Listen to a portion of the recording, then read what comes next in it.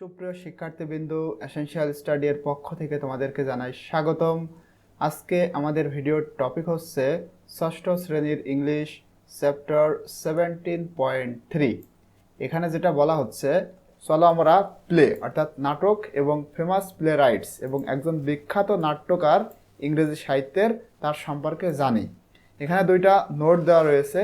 এই দুইটা নোট পড়লে আমরা এই দুইটা জিনিস জানতে পারবো। অর্থাৎ নোট একে জানতে পারবো হোয়াট ইজ প্লে, প্লে কি, এবং নোট দুয়ে জানতে পারবো একজন বিখ্যাত নাট্যকারের সম্পর্কে।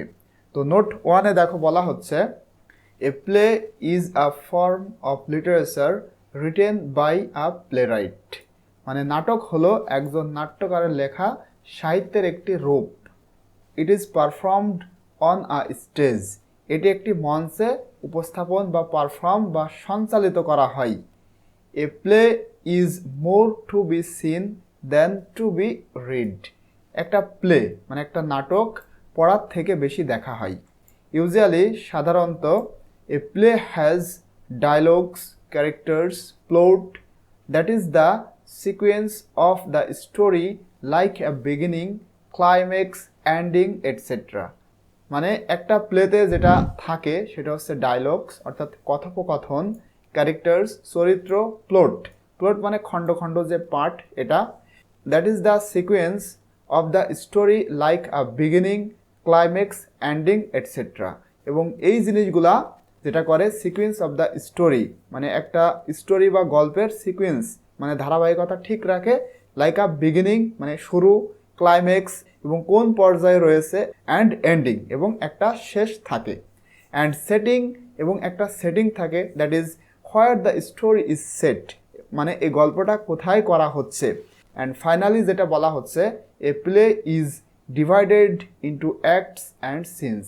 মানে একটা নাটক অভিনয় এবং দৃশ্যে বিভক্ত, মানে আলাদা আলাদা করা হয় বিভিন্ন অ্যাক্ট এবং সিনে।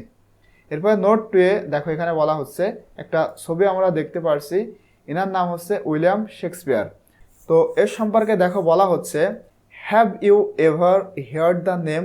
তুমি কি কখনো এই নামটা শুনেছো? He was an English playwright and a poet. তিনি ছিলেন একজন ইংলিশ নাট্যকার ও কবি। He wrote many plays, both tragedies and comedies. তিনি অনেক প্লে রচনা করেন, বোথ ট্র্যাজেডিজ মানে মর্মান্তিক নাটক, অ্যান্ড কমেডিজ মানে হাস্যকর নাটক। তিনি অনেক ট্র্যাজেডিজ এবং কমেডিজ রচনা করেন। King Lear is one of his best tragedies. এবং কিং লিয়ার তার অন্যতম একটা সেরা ট্র্যাজেডি। ঠিক এর পরবর্তী চ্যাপ্টারে 17.4-এ তোমরা কিং লিয়ারটা দেখতে পাবে, এবং এই ভিডিও আমি অলরেডি করেছি। তোমরা যারা এখনও দেখোনি, এখানে আই বাটন অথবা ডেসক্রিপশনে এই ভিডিওর লিঙ্ক দেওয়া থাকবে, অবশ্যই তোমরা ভিডিওটা দেখবে।